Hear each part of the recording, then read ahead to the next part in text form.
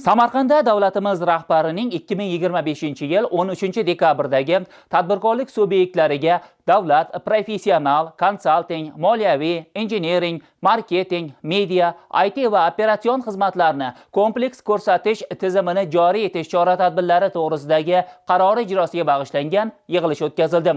Vazirlar Mahkamasi huzuridagi Sanoat, radiatsiya va yadro xavfsizligi qo'mitasi tomonidan tashkil etilgan uchrashuvda Samarqand, Navoiy, Jizzax viloyatlaridagi bir qator tadbirkorlik subyektlarini qiynayotgan masalalar va ularning yechimiga e'tibor qaratildi.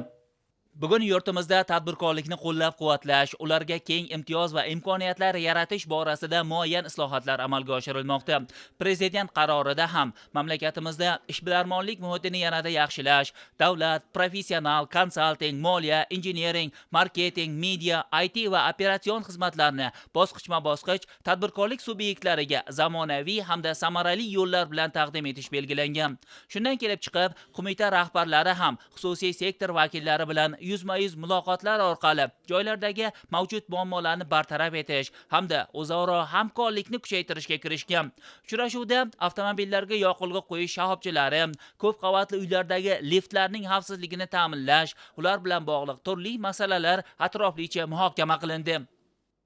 Prezidentimizning 2025-yil 13-dekabrda qabul qilingan 375-sonli qaroriga asosan mazkur uchrashuv tashkil etildi. Bu uchrashuv demak yilni boshidan Samarqand viloyatida boshlandi. Chunki bilamizki, Samarqand viloyatidagi subyektlar, ya'ni tadbirkorlik subyektlari respublikamizdagi ko'plab tadbirkorliklar subyektlar aynan Samarqand hududida joylashgani ma'lum.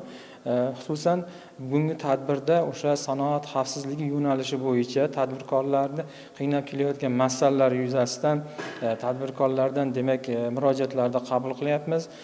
Xususan aynan sanoat obyektlarida qurilmalar deymiz, o'sha lift uskunalari yoki kranlar barchasi o'shalar bilan doir ularning foydalanishga oid tartibotlarda duch kelayotgan masalalarning yechimi bo'yicha bugungi tadbir tashkil etildi. Bu tadbirga Sanoat, radiatsiya, yadro xavfsizligi qo'mitasi rahbariyati boshchilik qilyapti.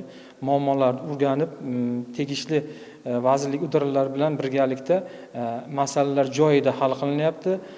Ba'zi masalalar biroz vaqt o'rganishga talab etadi. Shuning uchun ularni ham qisqa muddatlarda, ya'ni bir hafta muddatda 5 ish kunida hal qilish bo'yicha masalalar ko'rildi.